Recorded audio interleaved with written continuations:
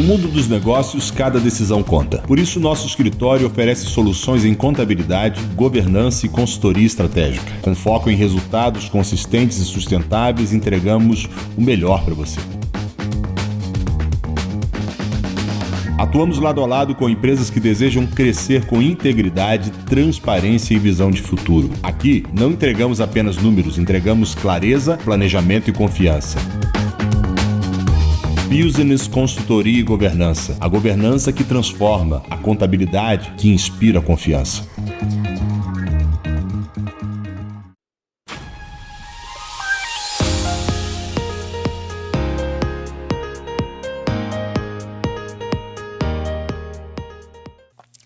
Olá, Diamonds! Tudo bem com vocês? No episódio de hoje, eu não falto com mais uma joia rara, né? Temos uma pessoa incrível para apresentar para vocês. Mas antes, se você curte esse tipo de conteúdo de empreendedorismo, de aprender por osmose através de experiências de outras pessoas que se lapidaram até chegar a ser joias raras, você se inscreve no nosso canal. Gcast Gazeta do Paraná, Diamond. Se escreve Diamante com T mudo. Lá no Instagram, a gente está na @GcastCortes e @Gazeta do Paraná. E eu, Fábio Mesquita Sevel, que vos fala. Sejam bem-vindos ao Diamond. E hoje nós vamos falar com uma pessoa que tem cheiro de café forte, presença, muita calma, serenidade para falar com autoridade, fala com muita propriedade sobre tudo que ensina. Palestrante, pai de 2 rapazes, casado e também é CEO de uma empresa de governança e contabilidade que se chama Business Consultoria e Governança. Já sabe de que eu tô falando? Palestrante Eric Couto. Bem-vindo! Muito obrigado. É um prazer ter você aqui. Você mora numa chácara. Pois é, o prazer é meu, uma grande alegria estar interagindo com vocês, com a turma e com os ouvintes e telespectadores do canal. Eu moro numa chácara desde 2014, eu venho do Espírito Santo para cá, 9 anos atrás, né? Antes a gente já morava numa chácara lá, e aqui nós moramos 2 ou 3 anos ainda na cidade, e depois voltamos também. Então meus filhos foram criados nesse ambiente rural, natureza, e uma vida mais simples, boa de se viver. Que gostoso. E você, morando numa chácara, não deixou de ter toda a vida urbana, né? CEO, executivo, né? Escritor, referência em governança aqui no sul do Brasil. E mais ainda, tem um homem de fé, né? Que acredita que o reino de Deus age também na gestão corporativa, né? Podem e devem andar juntos, exatamente, né? E lado a lado hoje, você tá aqui no Diamond, brilhando com sua presença. Obrigada, Eric. Agradeço. Quem que é o Eric fora do crachá, assim, né? Quando ninguém tá te vendo. O Eric fora do crachá é um cara que encontrou o propósito da vida dele, sendo pai, sendo marido, e tendo uma forma de transmitir através do trabalho toda essa energia que vem de Deus, né? Vem de Deus. Deus é o primeiro pai, é o conceito de pai, e ele transmite isso pra gente. E as pessoas me perguntaram já alguma vez assim, como é que você concilia a paternidade, ser pai, ser marido e ter empresas e participar do mundo corporativo? Na verdade, você precisa botar uma escala de prioridades correta, porque uma coisa não se sustenta sem a outra. E esse é o Eric. O Eric é o cara que vive num nível de propósito alto e num nível talvez até chamado por alguns de ideal, mas que procura tornar prático tudo aquilo que no conceito é só ideal. Muito bem.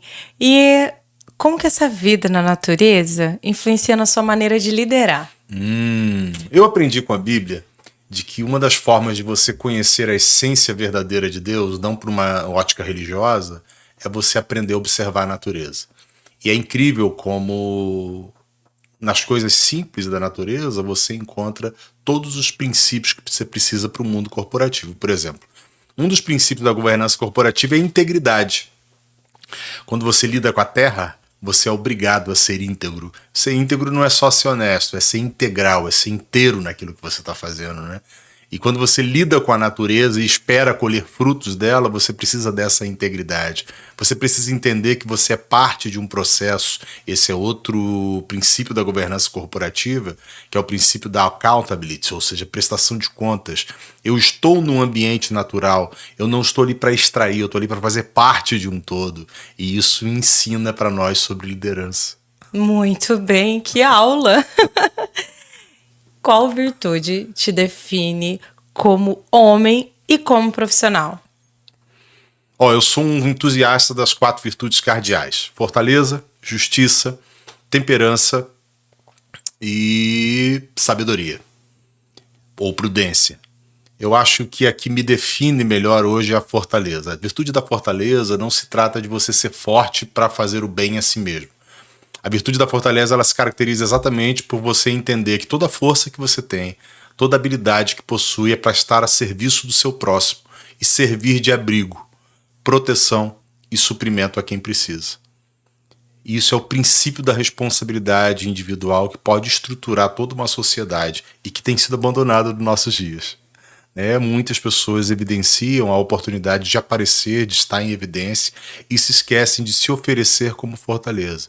Das 4 virtudes, talvez a que mais tenha a ver com uma característica minha seja essa. As outras eu estou batalhando para conseguir. Nossa, mas só de ter consciência delas, eu tenho certeza que você já está caminhando aí para o rumo de ser. Porque quando nós sabemos o que queremos, é como se o nosso subconsciente trabalhasse a nosso favor, né? Exatamente. Tudo aquilo que eu digo que eu sou, o nosso subconsciente ele não assume como verdade ou como mentira, ele simplesmente faz, é como uma ordem, né? É isso mesmo. E parabéns por ter princípios tão belos. Como que a sua fé conversa com as suas decisões, empresariais principalmente, né? Vamos lá. Eu estava pensando já tarde sobre essa questão da fé. A fé, ela não é a sua capacidade de acreditar no que pode ou não dar certo, né? Então, ser positivo não é a mesma coisa que ter fé. Ser positivo é uma ótima disciplina, você deve ser positivo. Mas fé, um sábio disse uma vez, que é o firme fundamento de uma coisa que você não vê, mas que você espera, e a convicção daquilo que você deseja que aconteça. Isso vai muito além de um positivismo. Isso é algo que faz parte da sua essência. Então a minha fé, ela faz parte de quem eu sou. Eu não consegui. Esses dias eu estava conversando com meu filho mais velho falando sobre isso. Ele me perguntou: pai, se você perdesse a sua fé, como é que seria? Aí eu falei: você ia conhecer um homem que até hoje, nesses 18 anos, você não conheceu. Porque eu deixaria de ser quem eu sou hoje. A minha fé compõe o meu caráter, a minha forma de pensar, a minha forma de lidar com as pessoas, e a cosmovisão que eu tenho do mundo depende hoje da minha fé. Então, como é que ela influencia os meus negócios? Vou te dar um exemplo claro. O meu negócio todo, quando começou há 20 anos atrás, alguns amigos que também eram consultores ou que trabalhavam já no mercado corporativo há mais tempo falavam assim: Eric, você está com critérios que talvez vá fazer o seu negócio não dar certo. E eu dizia assim: mas a questão é que a minha fé não comporta um procedimento simplesmente mercadológico. Eu não estou nessa para ganhar dinheiro. Eu estou nessa para ajudar pessoas a descobrir o seu propósito, a sua missão e a sua vida. E aí, diante disso, é que eu digo, a minha fé ela é tão entranhada em mim que eu não consigo vislumbrar nada, nenhuma área da minha vida sem ela. É por isso que ela influencia todas as minhas decisões. Muito perfeito, cirúrgico, né? Porque a sua governança é o que nos inspira, né? A business, hoje ela faz consultoria e governança como ninguém faz em Cascavel. E nós ouvimos muito você sempre falar em ética, propósito, compromisso, integridade, confiabilidade, né? E isso se reflete também na business, sempre, o tempo todo. Conta pra gente como é que nasceu a business. Bom, eu trabalhei por 10 anos como fiscal do estado, onde eu vim, lá no Espírito Santo, e fazia muitas operações com Receita Federal e com a Polícia Federal também. E teve um momento que eu comecei a me sentir desgastado por aquele jogo de gato e rato, de pegar aquele cara que era bandido, que fazia coisas erradas e tal, e cometia fraudes. E eu decidi então ir para o outro lado da mesa. Eu comecei então a ajudar empresários que com uma boa índole queriam fazer a coisa de forma correta, Muitos no Brasil, Fábio, erram porque não conhecem a estrutura jurídica no qual estão incluídos. E aí eu percebi que o know-how que eu tinha adquirido naqueles 10 anos de fiscalização poderia servi-los. Comecei então a prestar serviço assim. Eu e a minha esposa, nós não tínhamos filho nessa época, então nós dois começamos a nossa empresa, que na época chamava-se Couto e Couto. O primeiro Couto era eu, o segundo Couto era ela. Só que ela também é Couto ou ela pegou seu sobrenome? Não, ela pegou meu sobrenome, tá. É isso aí. E aí o que aconteceu foi que num determinado momento nós tínhamos combinado, justamente por causa de ideal de vida e de fé, nós tínhamos idealizado que quando nossos filhos chegassem, ela sairia da profissão e se dedicaria exclusivamente a eles. E aí o nosso primeiro filho veio, que é o Eric Azaf. Ele hoje tem 18 anos, trabalha comigo na empresa, é o financeiro do nosso escritório. E ele chegou e aí ela falou assim, olha, agora eu preciso que você me mande embora porque eu vou cuidar das crianças. E foi um dos melhores empreendimentos que a gente fez. A Bisdo nasceu nesse contexto, na sala da minha casa, de uma estante que a gente fazia. A minha esposa brinca assim, eu dormia com o inimigo, porque os documentos estavam diante dela na estante da sala. E assim nós começamos há 20 anos atrás. Quando ela parou a atividade, eu continuei. Por causa do meu know-how, eu me dava o luxo de ter uma fila de espera de clientes, então eu nunca tive problema assim grande com concorrência. Eu estava sempre prestando serviço. Eu acho que permeado por esse propósito, trouxe muita estabilidade. No ano de 2012, eu virei um mindset e resolvi então abrir para o mercado e crescer. Montei um escritório, contratei pessoas. Em 2016 eu fui convidado para vir a Cascavel para ajudar num empreendimento no qual eu estou até hoje. E sou sócio de algumas empresas desse empreendimento e tenho a minha empresa de consultoria. E aqui em Cascavel então a nossa empresa tomou um tamanho maior e encontrei no sul do país algo muito parecido com o que eu entendia, com a minha cosmovisão. Eu não tive dificuldade de adaptação com o sul do país, embora eu tenha sido criado no sudeste. E eu acho que por isso a empresa foi tão bem aqui em Cascavel como tem ido. Aqui para nós hoje é a nossa casa. Que delícia ouvir falar bem dos cascavelenses. Eu sou nascida na barriga da cobra. Olha só. Outra curiosidade. Você falou sobre Couto e Couto. Os meus avós, ambos eram Ribeiro, mas eles eram Ribeiro de nascença. Então, o meu avô era Ribeiro, minha avó era Ribeiro também. Olha que legal. Aí, por isso que eu fiquei curiosa de saber. Encontrei, inclusive, no sul do país, Fábio, muitos coutos. Eu não sabia que tinha esse braço da família. É português, Couto? É uma família portuguesa e a única família no Brasil. O primeiro couto a chegar no Brasil chegou junto com a família real. Eles eram generais de fragata do Império Português e eles vieram quando a família real chegou no Rio de Janeiro em 1800 e uma coisinha. Chiquíssimo! Eu também, a minha família também é a única no Brasil. Na verdade, o meu lado da família foi registrado com a última letra do nome errado, mas todos os lordanos e lordanes são da minha família. Legal, bom, né? É bom sentir assim que pelo menos o nome é de grife. É verdade. Ai, ai. Quando você fala que contabilidade deve gerar confiança, o que você enxerga hoje, Eric, que precisa mudar no mercado contábil? Sabe por que eu me consolidei no mercado? Porque o empresário, quando contrata um contador, infelizmente ele não sabe qual serviço está contratando, ele não sabe por que ele está pagando e não sabe como verificar se o serviço está sendo bem feito. E isso, essa falta de entendimento do que está sendo contratado, gera uma crise de confiança muito grande. Por consequência, gera uma desvalorização muito grande para o profissional da contabilidade. Então, o que acontece? Eu entrei no mercado exatamente por causa dessa lacuna. Eu ajudava os empresários a se conectar melhor com os seus contadores. Então, eu lembro que na época eu formei assim, uma gestão de contabilidade para não contadores. E eu ensinava o empresário a saber o que ele estava contratando, a aprender a analisar uma DRE, um balanço patrimonial.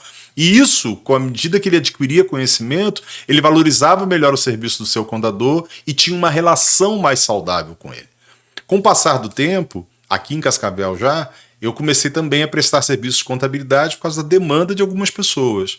Eu não costumo assumir serviços de contabilidade de quem eu prestei consultoria por uma questão ética. Mas empresas novas, de amigos que iam surgindo, eles me procuravam, queria que eu cuidasse da contabilidade, justamente por estabelecer. Ontem mesmo de manhã, eu estava com uma grande amiga minha aqui da cidade, e ela tem uma empresa no ramo alimentício fantástica, e eu estava justamente ensinando ela a lidar com alguns números, e ela falando comigo, Eric, eu sou comercial, eu tenho que vender, eu não consigo lidar com isso. Eu falei, não, eu não quero que você lide com isso, eu quero que você entenda o mínimo necessário para que quando alguém falar, você não fique com a sensação de que está em outro planeta. Então essa educação ela é necessária para que gere a valorização e a relação saudável. A contabilidade que transmite confiabilidade é aquela contabilidade que educa o empresário, ensinando ele qual é o valor daquilo que eu estou entregando na mão dele. Então isso me chama a E isso é muito verdadeiro, porque eu sou formada em ciências contábeis, tá? Ah, que legal. Mas a contabilidade que se faz no escritório é muito diferente daquela que você aprende no banco da escola. É isso mesmo. Muito diferente. Tanto que hoje, se eu fosse trabalhar com isso, eu com certeza teria que aprender. Porque, lógico, você usa as teorias de fazer um balanço, de fazer um inventário, esse tipo de coisa você consegue fazer, né? Porém, como que você joga isso no sistema da Receita, por exemplo? Não faço ideia, né? Como que confere se o boleto está emitido corretamente, se tudo foi lançado corretamente? Também não faço ideia. É algo que realmente falta muita transparência. Uma crítica que eu tenho à estrutura de ensino contábil no país é o seguinte, a contabilidade no Brasil, ela se tornou uma ciência que não se comunica com a comunidade. E todo o objetivo da ciência, a pesquisa científica, ela tem o propósito de enriquecer a sociedade, de proteger a sociedade, gerar bem para a sociedade. E como é que você vai receber algum benefício de uma ciência que você não entende? A ciência contábil, então, ela precisa ser ressignificada. Os profissionais que se colocam nessa brecha, ressignificando a informação, transformando aquele monte de papel que só serve para o governo, para o empresário, ele constrói um novo caminho. Um caminho de excelência, um caminho de estabilidade. Quando eu tive a minha empresa e eu tive que estudar sobre os impostos, sobre o que eu precisava pagar, porque mesmo sendo formada na área, eu tinha muitas coisas que a gente ou esquece ou precisa se inteirar através de lei, através de outras coisas, né? Exatamente. Nem tudo tá nos livros lá. E eu acho que esse papel, assim, de você transmitir esse conhecimento para os seus clientes, além de valorizar o teu trabalho, porque você fala para eles que eles podem conferir o que você está fazendo, né? Que é incrível isso, né? Tipo assim, eu tô te ensinando você a fazer para você poder conferir o que eu tô fazendo, confiar em mim, né? Ainda torna, como é que eu posso dizer, transparente mesmo, né? Essa troca que há de conhecimento faz com que eles não queiram outro, porque o outro não faria isso que você está fazendo, né? Traz a sua autenticidade. Você me lembrou de um fato engraçado. Quando eu estava começando, tinha um amigo meu que era um mentor meu na área empresarial. Ele era vice-presidente de uma grande corporação lá no Espírito Santo.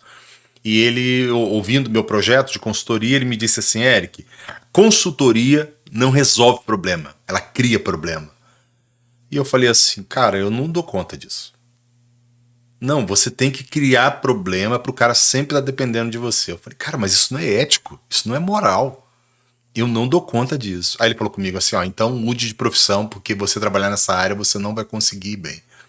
E eu sempre tive como uma meta pessoal que o meu cliente se tornasse meu amigo, em primeiro lugar, que a gente construísse uma relação com base naquele primeiro abordagem, e em segundo lugar, que ele em um ano e meio não dependesse mais de mim para nada na empresa dele. Isso fez o quê, Fábio? Isso gerou o seguinte métrica no meu negócio. Em 20 anos de negócio, eu tive 2 contratos encerrados por insatisfação. Um deles, o cliente descobriu que estava errado e voltou depois. Mas eu tenho grandes amigos meus que tiveram contrato comigo por 14 anos. Dava 1 ano e meio, eu falava, olha, acabou o serviço, agora eu preciso te entregar a documentação, daqui eu já treinei a sua equipe, você não precisa mais de mim. E eles falavam assim, não, mas eu quero continuar com o contrato. Eu falei, não, mas não tem serviço, eu não vou ficar recebendo sem serviço. Não, você vem aqui uma vez por mês e eu quero poder te ligar, e na hora que eu te ligar você me atender e me priorizar. Então é esse tipo de relacionamento que a gente constrói com o nosso cliente justamente por causa dessa característica. Deixar o cara tão autônomo que ele não precisa da gente. Isso tem um efeito inverso. Aí ele não está conosco porque ele precisa ou não da gente. Ele está conosco pela segurança que essa relação produz a eles. E uma pessoa que contrata consultoria ou que contrata uma contabilidade, ele não está contratando o seu serviço, ele está buscando paz de espírito. Ele precisa deitar a cabeça no travesseiro e saber que ele não vai ter a fiscalização chegando na porta dele e fechando a empresa que é o sustento da família dele. Isso é muito importante, né? A paz não tem preço, Não tem né? preço. O business tem um diferencial muito claro, né? Então, qual que seria hoje o papel da governança bem feita, né, na construção de uma empresa resiliente? Vamos lá.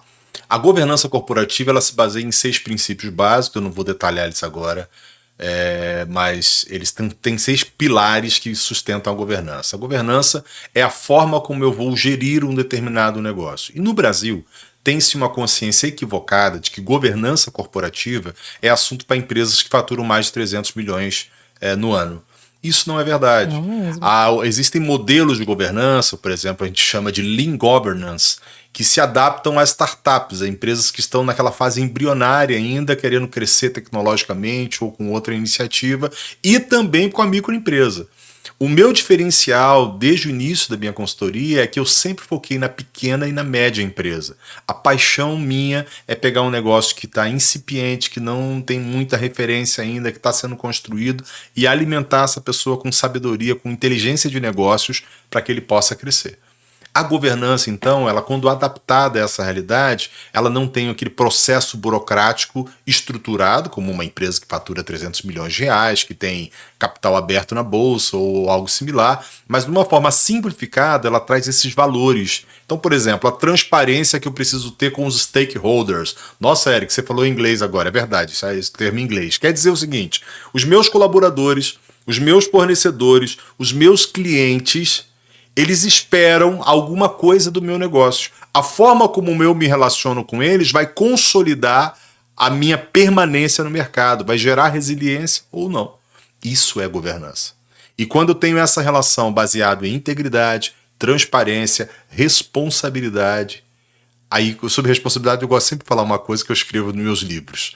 Responsabilidade não é você dizer para todo mundo que você é responsável. Responsabilidade é quando você entende que você é a resposta de Deus para um determinado dano que é causado na nossa sociedade. Então, tem um homem que eu admiro muito, ele faleceu em 2021 num acidente de avião, ele é um palestrante na área de liderança norte-americano, chamado Myles Munroe. E ele dizia que nós precisamos entender a responsabilidade assim. Se eu enxerguei um determinado problema, é um sinal de que aquele problema é o meu chamado. É meu problema. Eu preciso resolvê-lo. Você comunicar isso às pessoas, você viver dessa forma, além de ser muito gratificante, potencializa a quantidade de oportunidades. O maior erro do empresário brasileiro é começar um negócio porque ele precisa de dinheiro. Então ele não viu um problema. Ele não está sendo a resposta para esse problema. Então o negócio dele não está impregnado da identidade dele. Uma coisa que é muito gratificante, e aí eu não gosto de falar muito de mim mesmo, eu gosto que as pessoas verifiquem, entrevistem os meus colaboradores. Entrevistem os meus clientes mais próximos. Pergunte assim, quem é a business? O que essa empresa representa para você? Se você for conversar com os nossos colaboradores hoje, eles vão falar assim, essa empresa é meu futuro. Porque de fato é. A gente não está construindo um negócio para que o Eric tenha lancha, para que o Eric tenha um carrão. A gente está construindo um negócio para gerar riqueza. E aí eu entro na questão do propósito. O propósito hoje, Fábio, tem sido um substituto da visão naquele item de visão, missão e valores. Só que o propósito é algo que as pessoas botam no papel e guardam na gaveta. O propósito não impregnou a cultura organizacional. E os nossos colaboradores, os nossos clientes, os nossos fornecedores conhecem a nossa cultura organizacional pelo que nós toleramos e pelo que nós comemoramos. Quando eu comemoro o fato de eu ter comprado um carro novo, eu estou demonstrando qual é a minha cultura organizacional. Mas quando eu decido reduzir a minha parcela de lucro para melhorar o padrão de vida do meu colaborador, ele entende qual é a minha cultura organizacional. É verdade. E a resposta das pessoas é fantástica isso.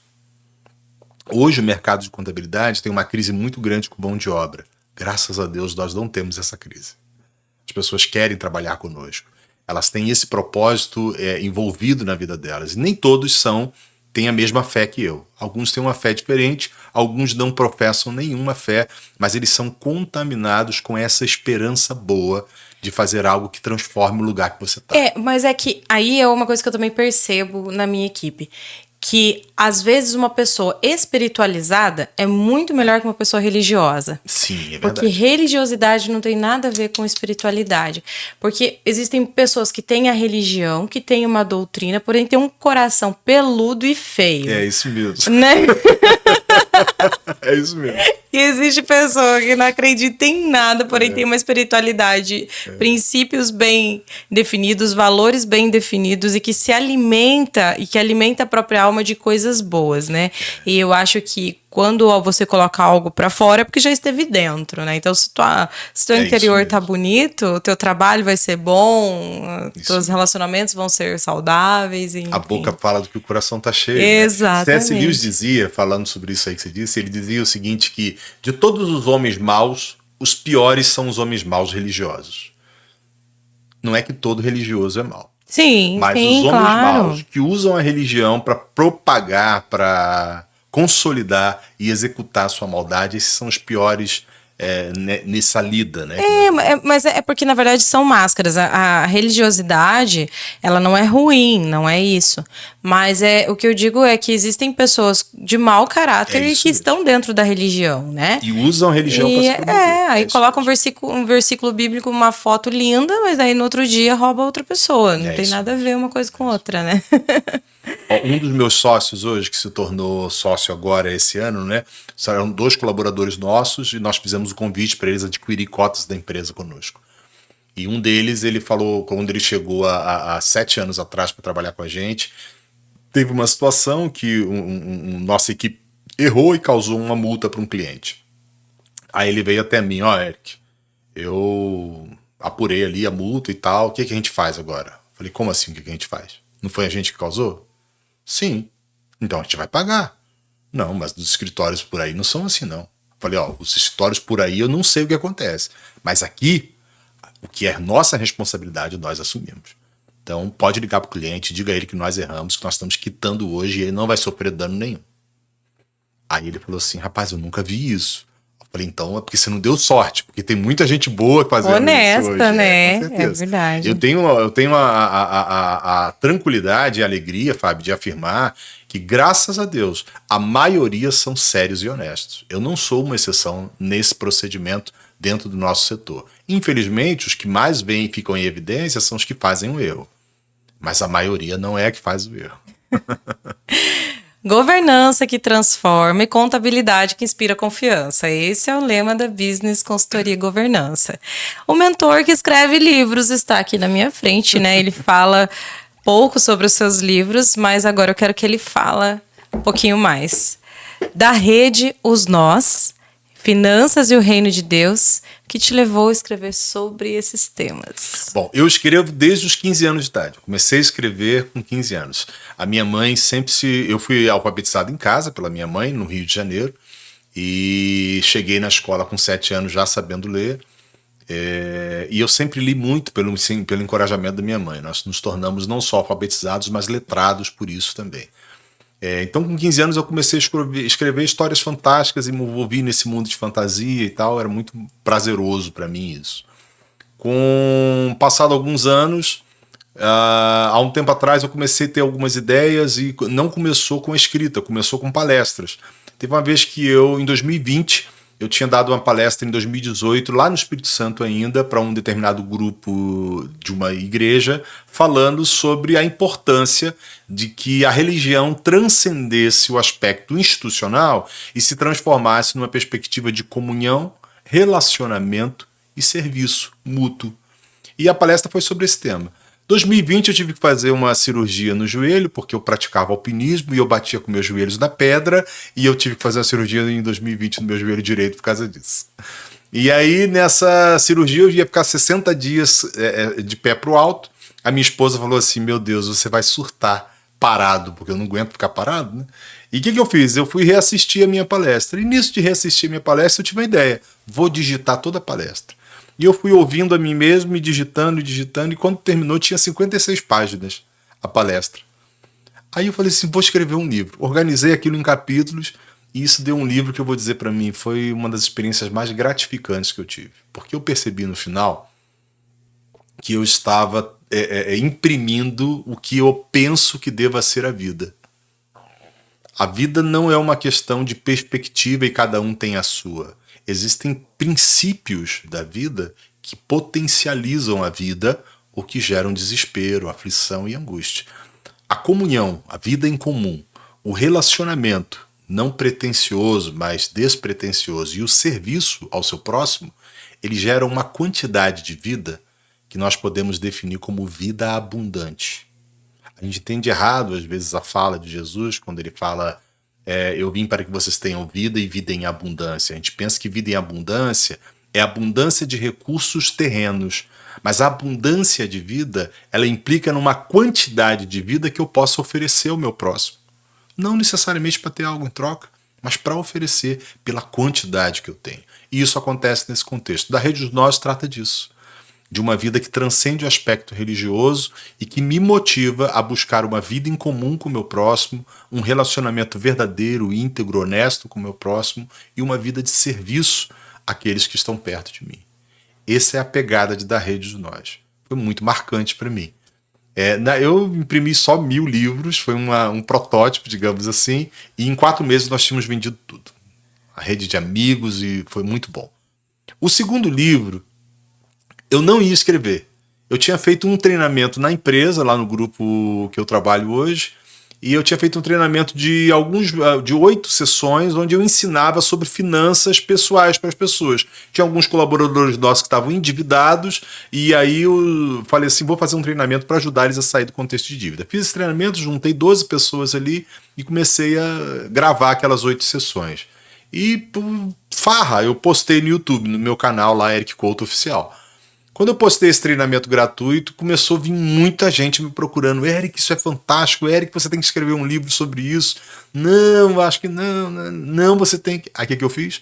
Contratei um copywriter. Ele digitalizou todas as 8 sessões.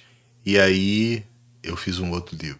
Ai, que incrível! Que o nome dele é O Dono e o Mordomo, Finanças e o Reino de Deus. E ele trabalha na perspectiva da gestão financeira pessoal e empresarial, considerando que eu não sou dono daquilo que foi me dado, mas que eu sou um mordomo.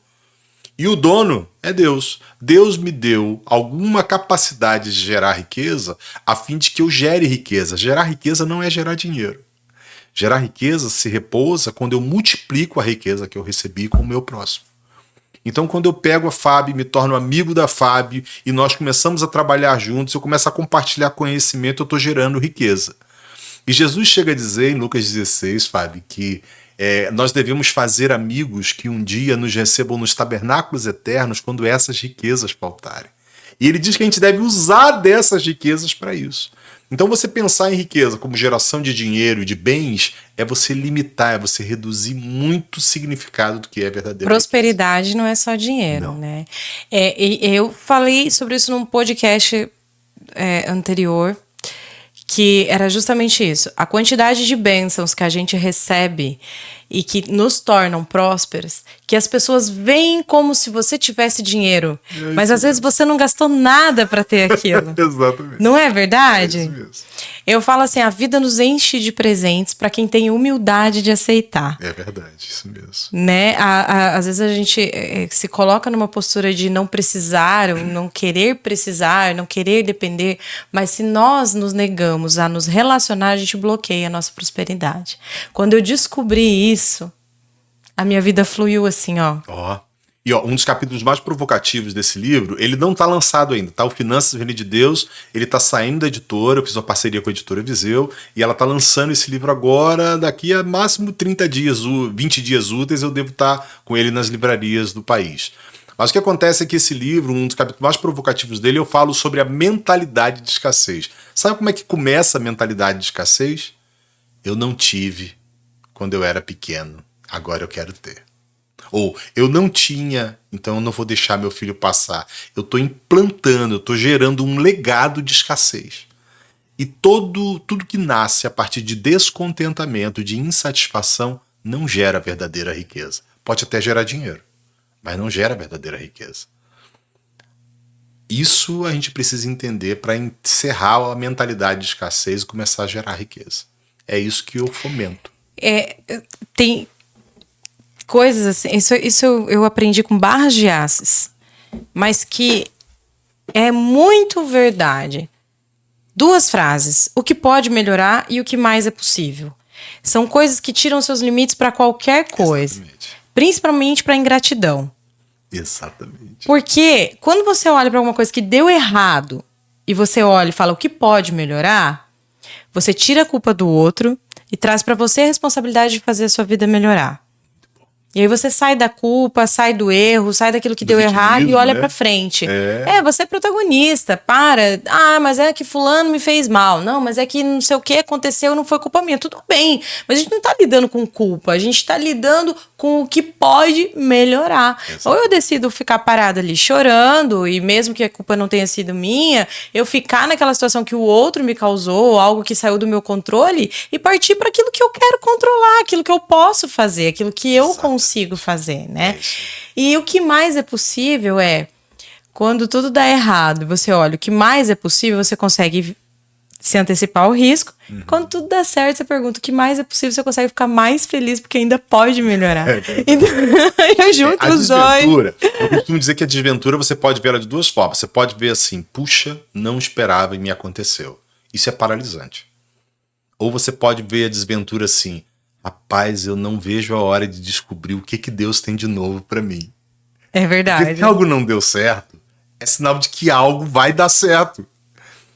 E quando eu construo sobre essa base, eu me torno imparável. Não sei se essa palavra existe, mas eu me torno existe. imparável. Existe. Ai, eu falo assim, a gente é imparável até que a morte chega, né? Na verdade, tem pessoas que continuam, porque, como diz a Daisy Rosa, que foi uma convidada aqui, ela fala assim, que você vive enquanto você estiver na memória das pessoas, né? A gente e só o que morre acontece depois que essa matéria cai, a gente ainda não sabe, né? Mas eu tenho a sensação que nem depois nós somos paráveis. Porque aí a gente está fluindo num nível de eternidade, num nível de transcendência que a nossa mente hoje não é capaz de absorver. Com certeza, verdade. E aí? Tá preparando novos títulos? Como temas de ética, virtudes, estoicismo, então, né? O que o mercado precisa ouvir, assim, referente a esses temas? Eu tenho esse livro lançado já, que foi uma edição limitada. Temos esse livro de finanças, que já está numa perspectiva que eu espero que alcance muitas pessoas, pela praticidade e simplicidade do ensino. Eu tenho um livro infanto-juvenil sendo construído, que conta a história da transformação de um rapaz mimado, burguesinho, em um homem de verdade, que começa a oferecer sua vida pelos outros. E tenho também alguns outros livros, alguns de cunho teológico, outros de cunho empresarial sendo lançados. Mas esses ainda estão sendo construídos, não tem nem título. Hoje eu tenho no forno 4 livros sendo escritos. Às vezes eu escrevo um pouquinho um, às vezes eu escrevo um pouquinho outro e vou acrescentando. E a minha esposa, ela me ajuda nessas coisas, sabe? Ela constrói junto comigo as ideias. Não, eu acho que isso aqui é melhor. A minha primeira leitora beta dos livros é ela. Ai, que delícia. Tô impulsionadora. E eu acho que é isso mesmo. Por trás de todo grande homem existe uma grande mulher, né? E eu falo assim, o casamento, quando ele dá certo, ele vem como uma sociedade mesmo. Porque a mulher, ela é multiplicadora, ela tem útero, né? É isso mesmo. Ela tem esse poder de amplificar aquilo que o homem provê. Então é sensacional o casamento de vocês. A gente vê através de ti o quanto você tá bem, né? Parabéns a ela! Que bom, né? Que bom. Família, filhos criados, né? 2 rapazes, né? O que você diria hoje para um empresário que quer crescer sem se corromper, né? E que ande no caminho correto? Tenha propósito. Fique firme. E lembre-se de uma coisa, você nunca dependeu do governo para gerar riqueza. Então não se abata com o governo A ou B. E você nunca dependeu de governo para fazer caridade, para entender a sua responsabilidade social no ambiente que você está. Responda a uma necessidade do seu local. E você vai ver a prosperidade vir na sua mão. Existe uma diferença, Fabi, entre você focar na visão que você recebeu no seu propósito e na provisão, que é o recurso que você tem para realizar a visão. Quando você foca na provisão, o dinheiro não vem. É mais difícil. Porque você começa a dar círculos andar em círculos e você perde muito tempo. Mas quando você tem um propósito que te impulsiona, quando você efetivamente está produzindo para que você seja a resposta, para que você atenda uma necessidade real da comunidade que você está inserido, é impressionante como a provisão vem. Provisão e visão. O cara que entende isso, ele aprendeu o que é ter sucesso. Ter sucesso não é ter mais do que você. Ter sucesso é se nós crescemos juntos, se nós vamos bem. Isso é ter sucesso. É verdade. Dividir as bênçãos, ela faz a bênção aparecer muito mais, multiplicar, né? E ela faz o seu ambiente transformar também. Porque quando você tá... Hoje eu até vi uma frase sobre isso, que quando você tá com grandes pessoas que pensam grande, você tem o sucesso fluido. Ele simplesmente acontece pela ambiência, pelo lugar e pelas pessoas com quem você anda.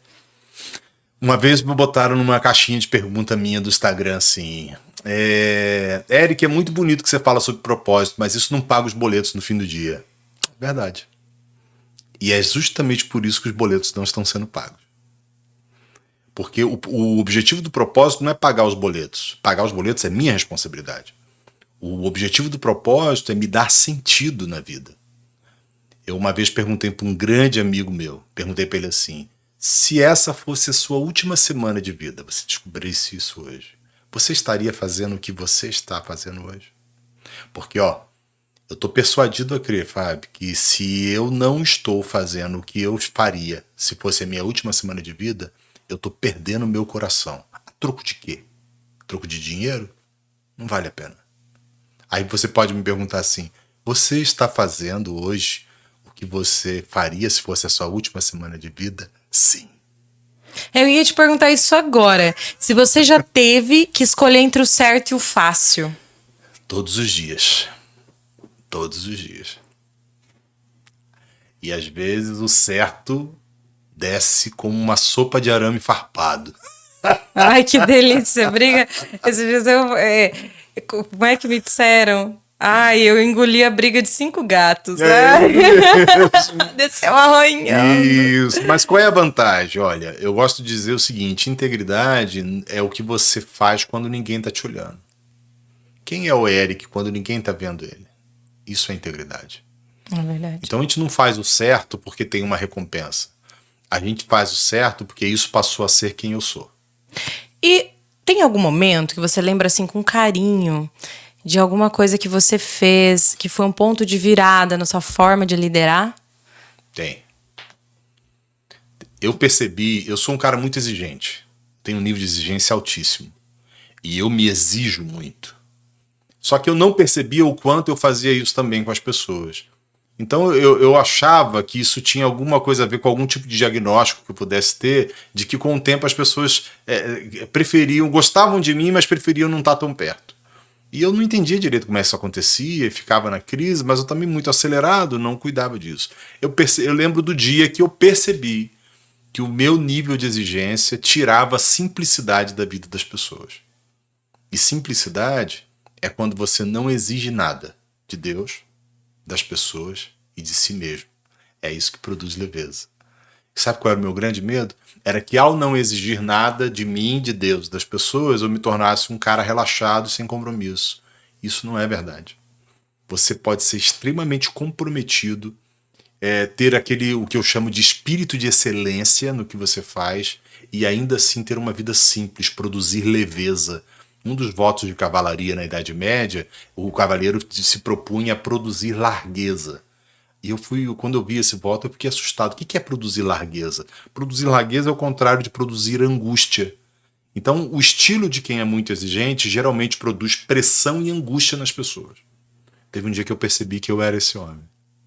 Então, embora eu tivesse uma boa intenção, tivesse querendo ajudar as pessoas, eu fazia isso produzindo algo que não era bom para elas. Então, eu acho que isso virou do lado do avesso a forma como eu liderava as coisas. O preço fica mais caro, porque algumas pessoas não sabem lidar com isso. Quando você não está pressionando elas, elas relaxam e, infelizmente, não entregam o que precisa. Mas, por outros lados, eu tenho conhecido muita gente que não é assim. É isso também é sobre relacionamentos, né? Com certeza. Por quê? É uma coisa que eu sempre bato nessa tecla, porque a minha consultoria, ela não pega só empresarial, ela pega muito na vida pessoal, até mais na vida pessoal do que na empresarial. E eu falo assim, quando você tem que ficar fiscalizando, perdendo seu tempo para fiscalizar o que o outro tá fazendo, falo assim, mas é porque, por exemplo, um relacionamento, marido, namorada, ele vai ficar curtindo story da outra, vai ficar mandando mensagem pra outra, não sei o quê. É o que ele faz com a liberdade que te diz quem ele é. É isso aí. Quando você precisa tirar a liberdade de alguém para que ela faça o que você precisa, porque essa pessoa não cabe na sua vida. Você tá se diminuindo para caber. Aí quando você vai parar de ser teimoso, de aceitar menos do que você merece. E porque isso é insustentável, né? É escassez demais. Porque daí eu tô aceitando menos, querendo mais de quem nunca vai me dar. E eu vou ficar sempre dando a mais do que eu tô recebendo. Então, você já tá em desequilíbrio total aí, né? Não tem nem como tua empresa dar certo. Se tá num relacionamento que você dá mais do que recebe, como é que você vai ter pessoas que te paguem para te gerar lucro? É a tua mentalidade que gera a sua empresa. Então, E você já reparou que tem-se uma consciência de que eu vou ter sucesso nos negócios, mas eu não vou ter sucesso na família. Ou eu vou ter sucesso na família e não vou ter sucesso. Como se fosse antagônico. Você já reparou que parece que tem uma consciência coletiva, um senso comum, como se isso fosse verdade. Acho que vem daquele ditado, né? Azar sorte no jogo, azar no amor, alguma coisa assim, né? E eu sei que, de fato, isso não é verdade. Eu posso construir, se eu tiver princípios e métricas corretas, as duas coisas de forma saudável. É porque... aí assim, aí vem muito porque todo mundo quer tudo, né? Eu falo assim, não tem como você ter um casamento e querer viver no mundo. Né? Então, ou eu vivo no mundo ou eu vivo no casamento. Ou eu tenho negócios claros, ou eu tenho uma empresa focada, ou eu tento atender todo mundo, não foco em nada e nunca vou lucrar. Porque daí você quer abraçar o mundo. Você não vai conseguir abraçar o mundo. E quando você tem foco e disciplina, você atrai mais daquilo. Porque você está vivendo aquilo, você atrai mais daquilo. Então, eu acho que uma coisa, assim, é que nem você disse, quando são elos que tudo precisa estar bem. Eu preciso estar espiritualizado, preciso ter uma vida saudável, preciso ter qualidade de vida, eu preciso que meus filhos estejam bem, eu preciso que minha esposa esteja bem, para que eu seja um bom empresário. Porque se você chega em casa e a tua esposa não tá bem, no outro dia você não tá tão bem para gerenciar a sua equipe. Por quê? Porque você sente aquilo na tua vida pessoal. Você não vai estar 100%. E existem dias e dias, a gente não é uma constante. Porém, se você quebra o teu casamento, quebra o teu relacionamento com teus filhos, como é que você não vai quebrar a tua empresa? Você vai. Porque você é uma pessoa quebrada que está gerenciando aquilo. Então, você precisa tentar se manter inteiro. E para se manter inteiro, você precisa fazer bem feito. E para fazer bem feito, você precisa ter valores e princípios bem definidos. Olha que interessante. Todo trimestre, eu recebo proposta de adquirir uma empresa de alguém do mesmo ramo que o meu. Todo trimestre. E você vai ver a história de vida dessas pessoas. São pessoas que construíram uma empresa para ter a provisão. Mas eles não construíram um legado. E legado e herança são duas coisas totalmente diferentes. No meu livro eu trato um pouquinho sobre isso. A herança até faz parte do legado. Mas quem não tem condições de dar herança, pode deixar um legado. Para que eu estou empresariando? A última imersão que eu fiz agora, sobre como não perder dinheiro ao empreender, no dia 2 desse mês, eu falei sobre isso. Para quem você está construindo tudo isso? Isso é uma reflexão que a gente precisa ter. Nossa, incrível. Eu parei para pensar. Se hoje uma empresa quiser mudar a cultura dela, né? Que nem você disse, não construiu um legado, então é uma cultura que está inadequada. Como que ela pode fazer? Por onde ela começa, né? Você sabe dizer isso ou é algo que você descobre num diagnóstico? O diagnóstico vai me dizer o passo a passo de como fazer. Mas eu já te digo que o primeiro passo vai ser mudar a vida de quem está à frente dela. Ou remover quem está à frente dela. E nisso a governança é muito útil. Conta-se uma história de Steve Jobs que ele foi demitido pelo próprio conselho de administração que ele montou, né? Essa história é real. E, de fato, o que o conselho de administração descobriu? O problema da empresa era ele. E Fábio, isso é 95% das empresas, o problema é o dono dela. Ele pensa que ele é o imperador daquele negócio, ele está naquela empresa para se realizar. Ele não está ali para promover vida, para promover energia boa, para fazer as coisas acontecerem. Ele está ali para se realizar. Isso é um tiro. Isso é um tiro, mentalidade de escassez. É verdade. E não tem como você construir um legado sustentável, perene, com essa realidade. Então, o que a gente faz? A primeira coisa quando alguém chega assim, Érico, eu preciso que você me ajude a mudar a minha cultura organizacional. Aí eu penso, eu não falo, né? Eu penso, quanta disposição ele tem para eu me meter em como ele arruma a cama dele, como ele trata a esposa dele em casa, como ele lida com os filhos, a forma como ele trata a faxineira dele. Ele está disposto a eu mexer nisso. Porque se isso não for mexido, não muda a cultura organizacional. É isso mesmo, porque a primeira coisa que eu falo para uma pessoa que quer ser líder, né, para desenvolver uma liderança você tá ciente que quando você é líder, você não paga as pessoas para te servir, é você quem serve a elas. É isso aí. Esse é o diferencial. A pessoa leva um choque, porque ela acha que ela tá virando líder justamente para parar de servir. Falando, não, quando você for líder, você vai servir muito mais. Alguém que quer mudar a cultura organizacional, ele precisa entender que antes ele precisa mudar a si mesmo. E isso, eu preciso de conselheiros, de mentores, de professores que me auxiliem nisso. Porque você tem que ser um facilitador. Exatamente. E outra, não existe mudança sem ajuda externa. Isso, porque as pessoas vão trabalhar em prol da empresa. Mas você precisa saber liderar elas. Você precisa saber qual é a real habilidade de cada um, designar corretamente para a pessoa correta. E para isso as pessoas precisam estar abertas.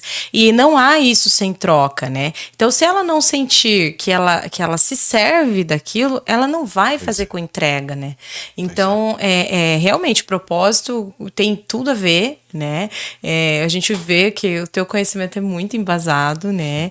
Eric, você é uma daquelas pessoas que nos lembram muito isso, né? Que liderar não tem a ver com gritar, não tem a ver com impor, e sim com esse ato de servidão, né? E com esse amor, com essa amorosidade que se traz no dizer a verdade com amor, né? Com trazer Deus para dentro do negócio, né? A visão, né, de Jesus para isso. E é um grande livro de negócios, a Bíblia, na verdade. Eu digo isso. As pessoas veem a Bíblia muito errada, né? Eu lembro que quando eu comecei a falar dessas coisas na academia, algumas pessoas ficavam assim, por que ele tá falando de Bíblia aqui e tal? Tem tudo e depois a ver. As pessoas, nossa, tem muito a ver. São mais de 2.600 versículos sobre ensino financeiro na Bíblia. Mais de 40% das parábolas de Jesus tratam sobre administração de bens, administração de riquezas e de empresas. Quando você pega o livro de Provérbios, a quantidade de ensino corporativo que tem ali é fantástico. Os 6 princípios da governança corporativa você encontra dentro do livro de Provérbios. Então, se isso não é ciência suficiente, eu não sei o que é. Ele foi o maior cientista, né? Entregou o livro gratuitamente e a gente fica, né, com o autor. Nas minhas palestras, eu geralmente começo falando o seguinte: quem é o maior empreendedor que você conhece? As pessoas citam Bill Gates, Jobs, não sei o que. O maior que eu conheci foi Jesus Cristo. Ele empreendeu o próprio sangue dele, a própria vida dele, para que eu e você tivéssemos vida abundante. Então ele empreendeu, ele fez acontecer e ele multiplicou a vida dele. Isso é um exemplo de empreendedorismo. Maravilhoso. Arrepia. Gestão não é só número, né? Com certeza. E a gente tem que deixar mesmo um legado. A gente constrói com propósito, constrói com a alma. E você nos ensinou de maneira excelente isso hoje. Então sigam o Eric Couto nas redes sociais e a Business Consultoria e Governança. Se permita repensar, né? Porque hoje ele nos fez refletir com grandes verdades, algumas doloridas, outras gostosas, que nos deixaram assim com o coração quentinho, mas de todas as maneiras ele nos fez pensar. Como ser liderado, como ser empreendido através de uma consultoria e uma governança bem feita, né? Obrigada, Eric, pela sua presença. Tá? Volte mais vezes, a casa é sua. É simples, sinta-se à vontade. Obrigado aos telespectadores, aqueles que estão nos ouvindo. Para nós é uma dádiva de Deus poder cooperar e compartilhar um pouquinho daquilo que temos recebido. Muito obrigado. Não esqueça de seguir o nosso canal, curtir, compartilhar e se inscrever. Ativa o sininho de notificações. Lá no Instagram, @gcastcortes, @Gazeta do Paraná. E fiquem com Deus, que Deus nos abençoe. E até o próximo episódio de Diamond. Beijinho, até mais.